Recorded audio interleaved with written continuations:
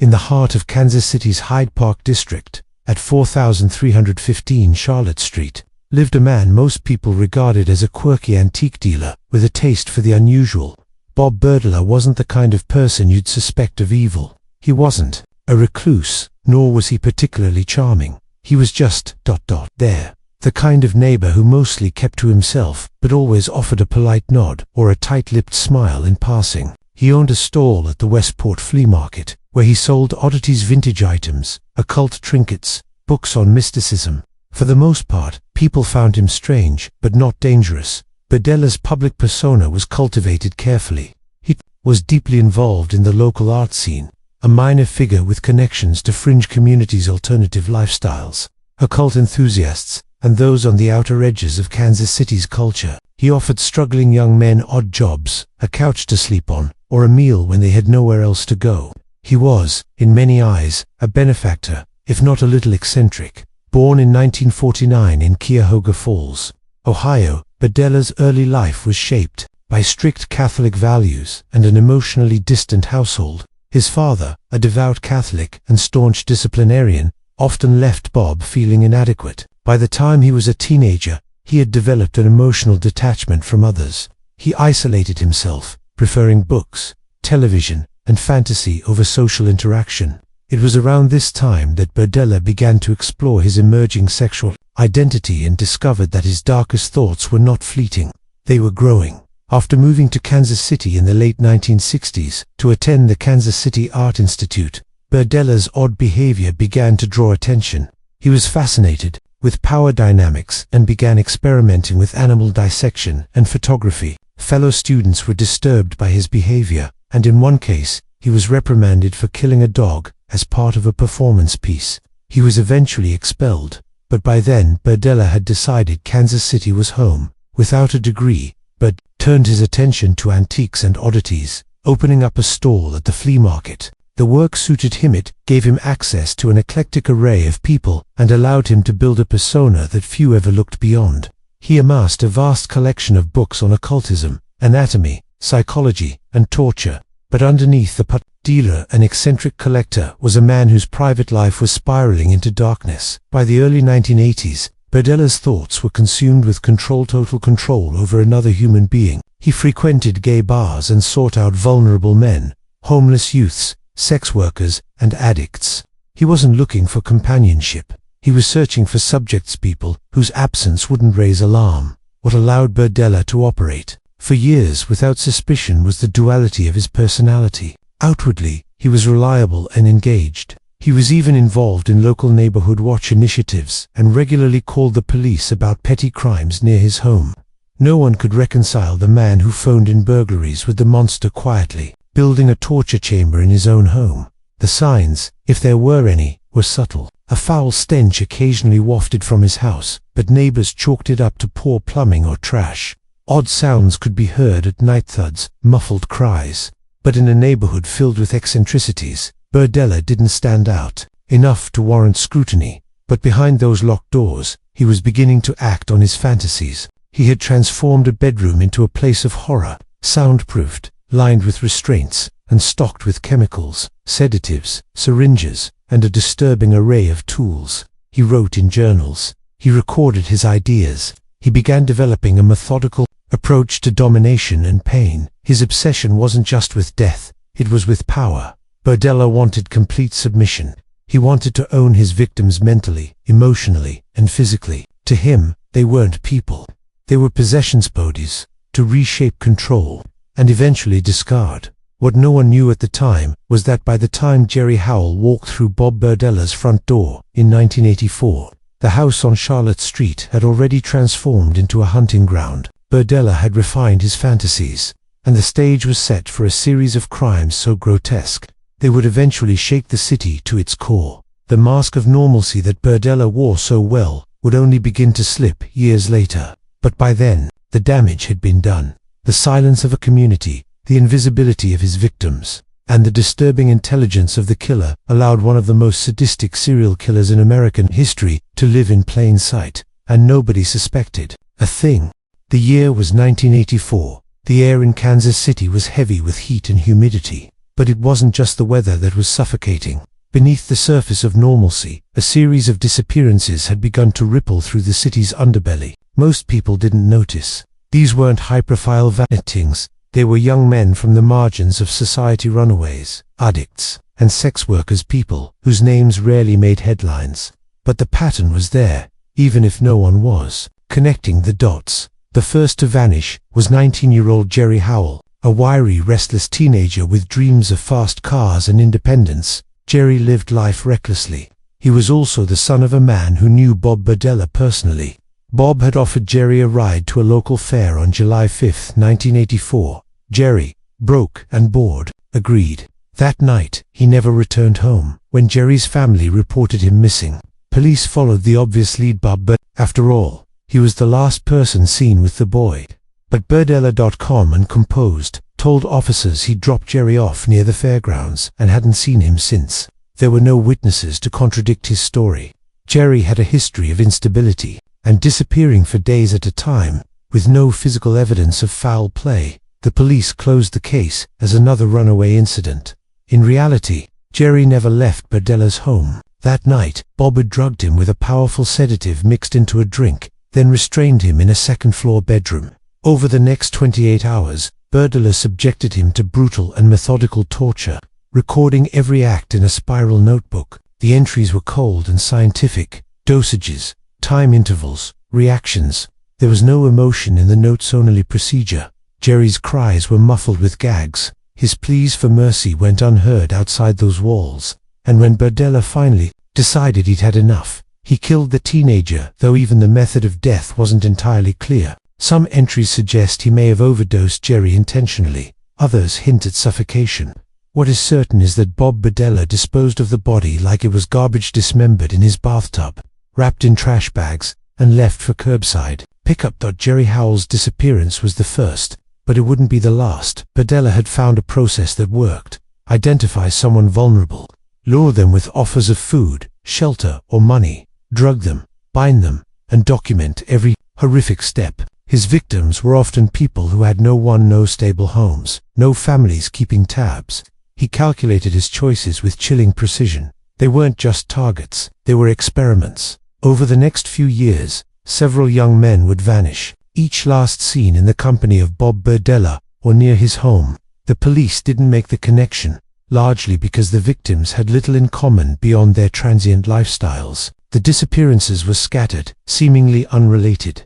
In June of 1985, Todd Stoops, a 23-year-old former sex worker and occasional houseguest of Berdella's, went missing. Stoops had stayed with Bob before, often showing up when he was out of money or needed a place to sleep. Berdella played the role of helper, even friend. But behind the kindness was a predator waiting for the right moment. That moment came when Stoops, high and desperate, returned to Berdella's house. Bob welcomed him in and never let him leave. For 2 weeks, Stoops was kept in captivity. Berdella increased the level of cruelty, conducting what he referred to in his journals as behavioral modification. He experimented with electric shocks, chemical burns, and starvation. The purpose wasn't just pen, it was dominance.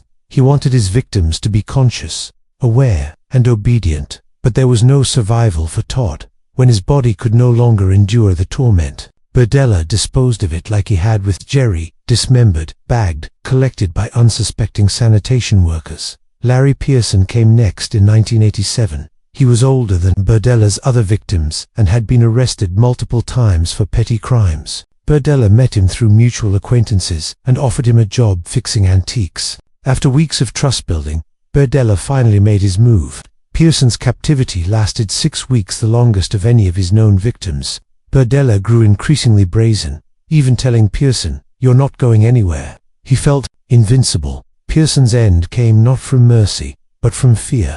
One day, he bit Berdella during a moment of struggle. Enraged, Bob beat him with a tree limb until he was dead. Again and again, Berdella repeated the cycle, each time refining it, each time becoming more detached. He stopped seeing people as human. They were test subjects, toys, tools to feed his obsession. He was no longer just indulging fantasies, he was living them. Still, no one suspected him. The missing persons cases piled up, disconnected and cold. Berdella continued selling antiques at the flea market, smiling, chatting with customers, sometimes making sly jokes about his weird interests. The people of Kansas City had no idea that the man selling them vintage trinkets was also carefully choosing his next victim. And all the while, the spiral notebooks continued to fill, each name, each life reduced to a timeline of agony, recorded by a man who believed he would never be caught. But what Bob Berdella didn't realize was that his system, so precise and rehearsed, would eventually falter, and it would take just one survivor to bring his horror to light. From the outside, 4315 Charlotte Street looked like any other aging house in Kansas City. Peeling paint on the porch, a cluttered yard with garden ornaments and discarded flea market items, and a single light that always seemed to glow from the upstairs window at odd hours. To the average passerby, it was just another home lived in by an odd, lonely man. But what no one could have imagined was that inside those walls lay a world carefully crafted for Torah, private theater of sadism orchestrated by Bob Berdella. Each room in Berdella's home served a different, sinister purpose. The second-floor bedroom, which once might have been a guest room, had been converted into a prison. The windows were sealed tight, the walls partially soundproofed with makeshift padding, restraints were bolted to the bed frame and walls. There were syringes, surgical scissors, rope, gags, leather belts, electrical cords, and chemicals lining the shelves. It wasn't just a chamber of horrors, it was a fully equipped laboratory for suffering. This was where Bob Berdella spent days, sometimes weeks, conducting what he referred to in his private journals as behavioral experiments. He didn't see himself as a killer in the traditional sense. He saw himself as a scientist, and his victims as unwilling participants in a grotesque study of obedience, pain, and human endurance. He began each abduction with a pattern, drugged the victim usually with a heavy sedative or tranquilizer, stripped them of their clothing, belongings, and identity. From the moment they awoke, they were no longer people. Berdella referred to them in his notes not by name but by initials or clinical terms, like Subject A or Compliance Level, Moderate. Everything was documented. Every scream, every reaction, every defiance, and every breakdown was meticulously recorded in his logbooks. The torture began slowly. Berdella would tie them down and introduce electric shocks using wires connected to their genitals. He used needles and syringes to inject drain cleaner or bleach into open wounds to study their effects. He experimented with starvation, isolation, and psychological manipulation, often speaking to his victims in calm, paternal tones while hurting them, conditioning them to obey commands in exchange for small comforts like food or sleep. But this wasn't about sex in the traditional sense. It was about domination, about completely owning another human being. He wanted his victims to beg, not just for their lives, but for his approval. Over time, some of them did. Broken, terrified, and drugged into compliance, they would ask for permission to use the bathroom, to drink water, to sleep. It was total psychological warfare. Once Berdella had learned everything he wanted, or once the victim had reached the point of total collapse, physically or mentally, he would dispose of them. The killing itself was often anticlimactic for him, a final injection, a suffocation, a bludgeoning. Afterward, the cleanup began, and it was just as methodical. He would drag the body into the bathtub and begin the dismemberment process using kitchen knives and bone saws. The body parts were placed in black garbage bags, sometimes double-bagged, and set out on the curb on collection days. Kansas City sanitation workers picked up these bags week after week, never knowing they were handling the remains of missing men. Even more chilling was Berdella's collection of trophies. He kept personal belongings, wallets, watches, IDs, and even teeth. Dozens of Polaroid photos, many too disturbing for public release, were kept in shoeboxes and albums. Some showed his victims tied up, others documented their torture in stages. One photo showed a man with his eyes swollen shut from beatings. Another showed a makeshift clamp attached to a victim's genitals. Despite the growing number of victims, no one in Berdella's life suspected anything. At the flea market, he was known as Bob, the antiques guy, intelligent, a little strange, but harmless. He was even considered generous by some. He gave away books, helped struggling young men get back on their feet, and donated to community events. But that generosity was a trap. It was how he gained their trust. By 1988, Berdella had become so confident in his abilities that he stopped hiding his intentions. He began telling his victims outright, "You're not going anywhere." His obsession had escalated into delusion. He believed he was untouchable. What made the situation all the more terrifying was how easy it was. Berdella wasn't operating in the shadows. He wasn't sneaking into homes or stalking victims in the night. They came to him. They entered his house willingly, sometimes even gratefully, not knowing they were stepping into a nightmare.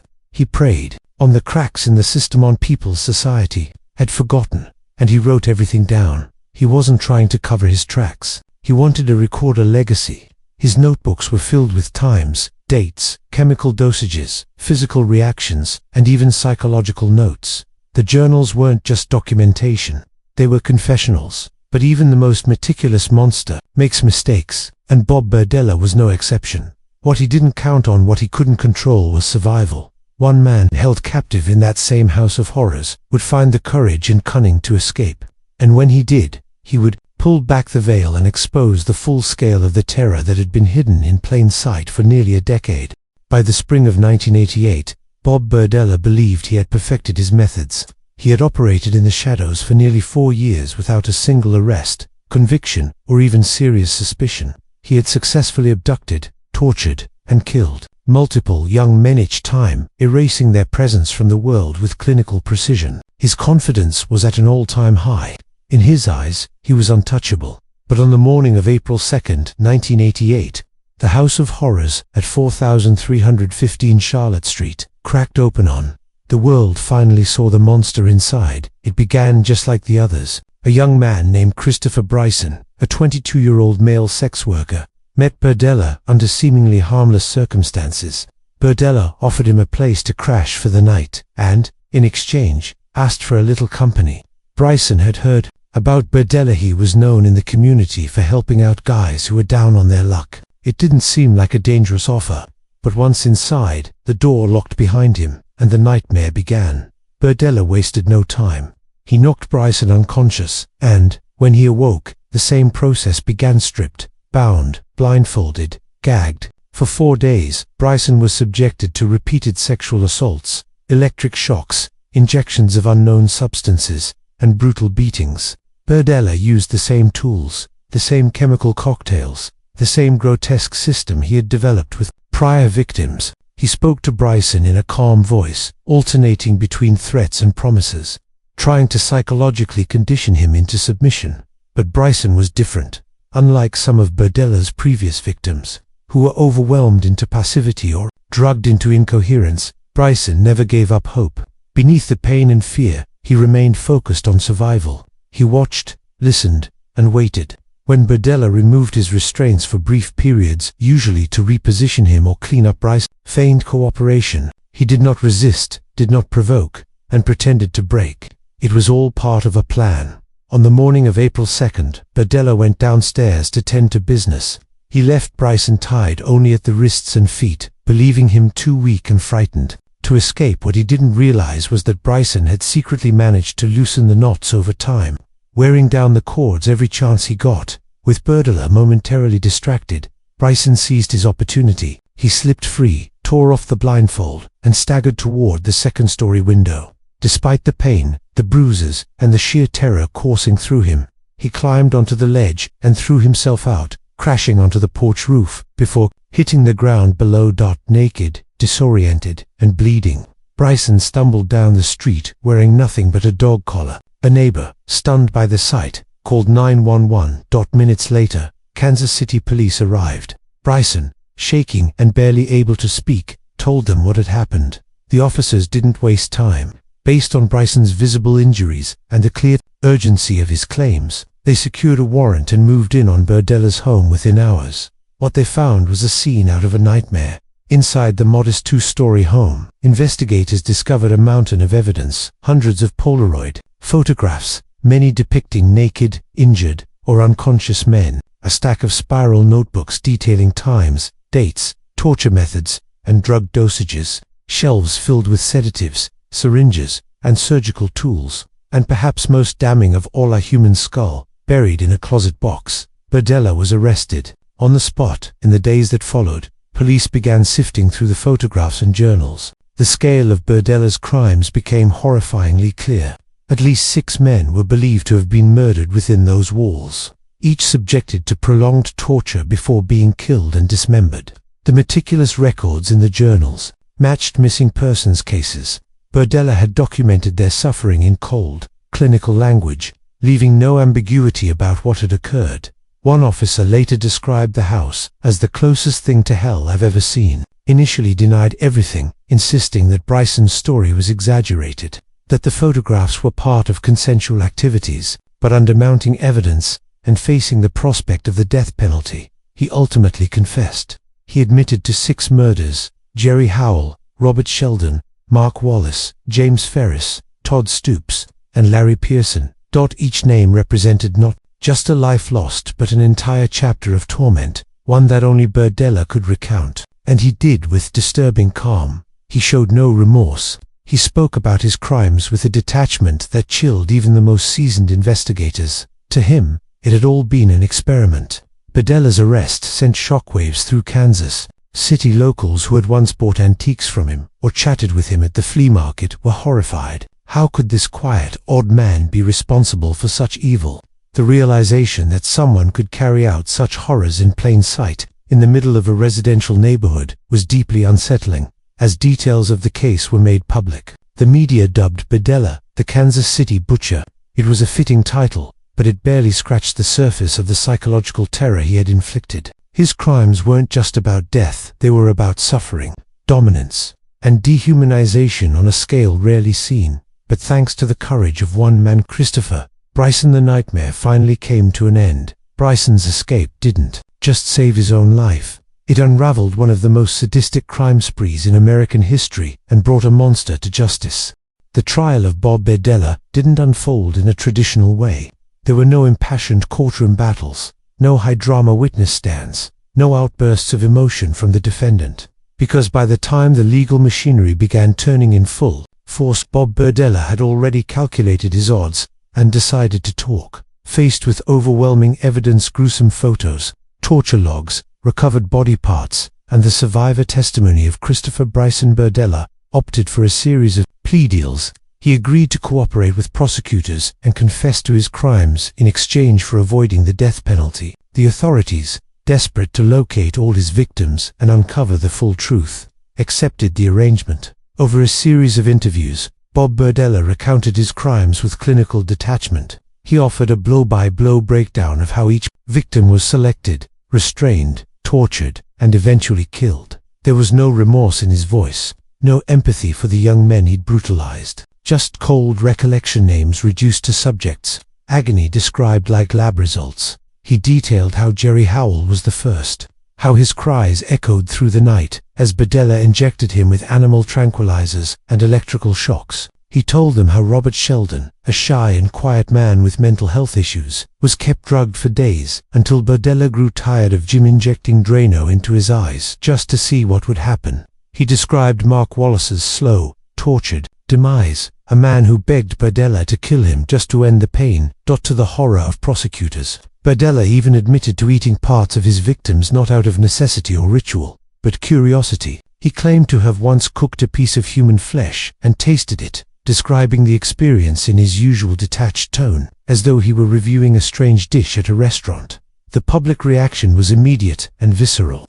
Kansas City was gripped by fear, disgust, and outrage. People who had once stood in line at Berdella's flea market booth were now learning that the man who sold them collectibles had bodies in his basement and bone fragments in his backyard. The media swarmed the case, dubbing him the Kansas City Butcher. It was a nickname that captured the brutality of his crimes, but to those who read the case files or viewed the photographs, even that label seemed insufficient. Berdella wasn't just a killer, he was a sadist, a manipulator, and a predator who had turned murder into a calculated ritual of suffering. But one question haunted everyone involved. How did he get away with it for so long? The answer was simple and unsettling. He chose victims. The system had already failed. Most of Berdella's victims were young men who lived on society's fringes. They were sex workers, homeless, drug-dependent, or estranged from their families. Their disappearances went unnoticed, unreported, or were simply written off as runaways. Berdella knew that. He counted on it. He weaponized their invisibility. 1988. Bob Berdella pleaded guilty to one count of first-degree murder Larry Pearson and received life without the possibility of parole. He later pleaded guilty to 5 additional second-degree murder charges, ensuring he would never walk free again.